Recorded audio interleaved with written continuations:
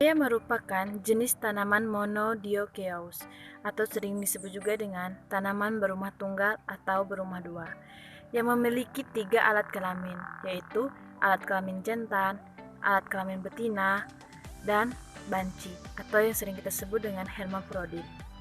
Pepaya memiliki nama latin yaitu Carica papaya yang merupakan tanaman dari genus Carica. Pepaya berasal dari Meksiko Selatan dan juga Amerika Selatan. Kemudian, saat ini sudah menyebar luas di seluruh daerah tropis untuk dimanfaatkan baik itu buah, daun, batang, dan juga bunga. Pepaya juga merupakan tanaman dikotil yang termasuk ke dalam famili Caricaceae, di mana memiliki nilai ekonomis yang sangat tinggi. Setiap bagian tanaman pepaya ini, baik itu dari bunga, batang, daun, buah, hingga akar, tanaman pepaya ini sangat bermanfaat, baik itu sebagai bahan makanan ataupun sebagai bahan obat-obatan. Assalamualaikum warahmatullahi wabarakatuh. Saya Winda dari Anggraini, NPMA 1D01171009 dari Pendidikan Biologi.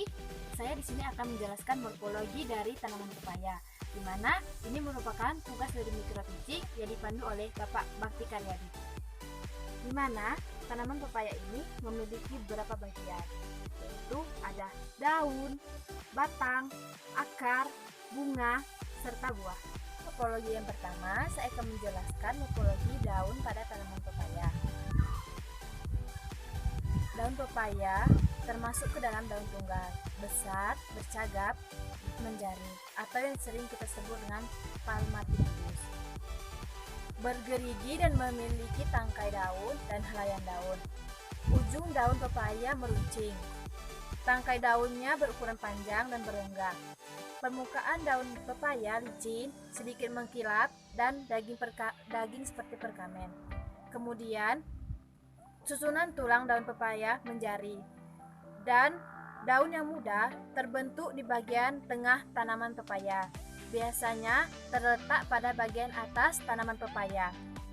Dan daun pepaya ini berfungsi sebagai tempat fotosintesis. Baiklah, morfologi yang kedua, saya akan menjelaskan morfologi dari batang tanaman pepaya, di mana batang ini sering kita sebut juga sebagai caulis.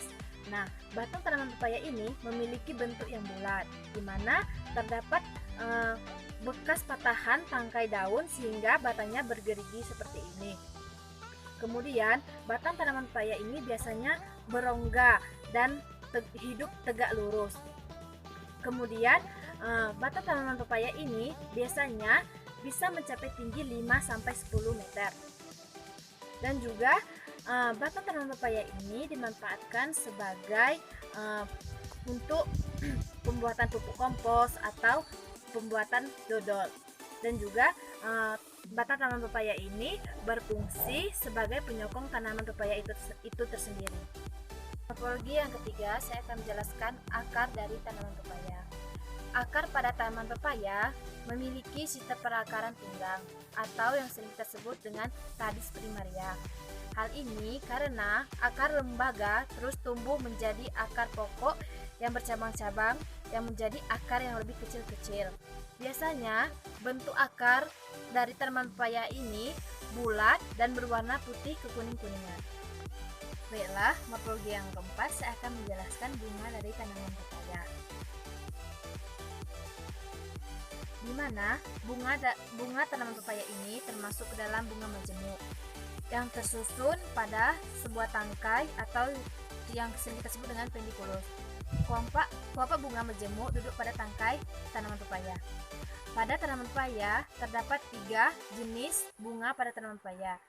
Yang pertama yaitu ada bunga jantan atau maskulus, yang kedua bunga betina atau pemikulus, dan yang ketiga bunga banci atau bunga sempurna yang kita sebut dengan hermafrodit. Di mana yang pertama yaitu bunga jantan atau yang sering disebut dengan maskulus, di mana bunga ini hanya memiliki benang sari saja. Dapat kita lihat yang berwarna kuning ini adalah benang sari pada bunga jantan atau yang sering kita sebut dengan uniseksual. Kemudian yang kedua yaitu bunga betina atau yang sering disebut dengan Pemiculus, di mana bunga ini hanya memiliki putik saja. Dapat kita lihat pada bunga betina ini adalah putik dari bunga betina pada tanaman pepaya.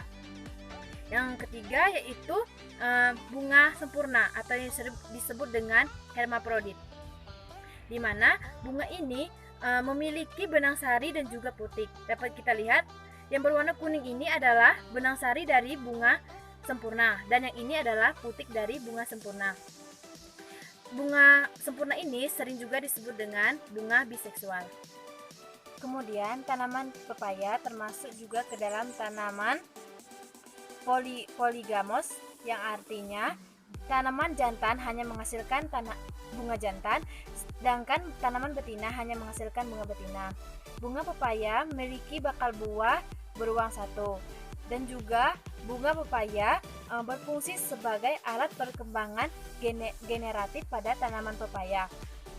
Dan juga bunga pepaya ini juga dimanfaatkan oleh manusia sebagai bahan makanan yang memiliki khasiat yang penting untuk kesehatan, seperti untuk sistem pencernaan dan sistem sirkulasi darah.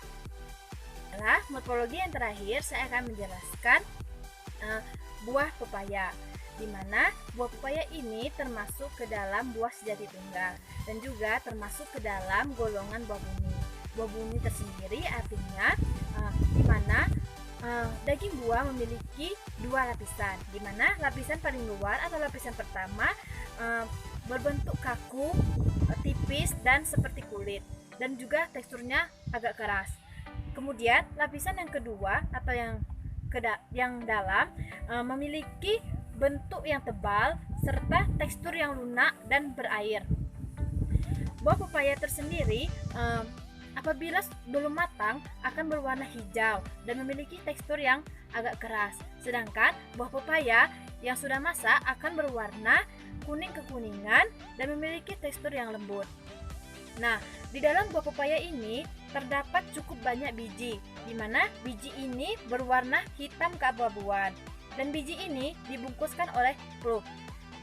Pulp tersendiri berfungsi sebagai untuk melembabkan biji ini di saat kondisi kekurangan air.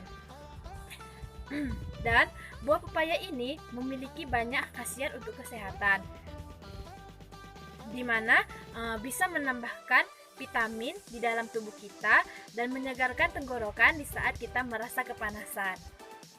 Inilah video microdosing dari saya. Semoga bermanfaat untuk kita semua, dan saya ucapkan terima kasih. Wassalamualaikum warahmatullahi wabarakatuh.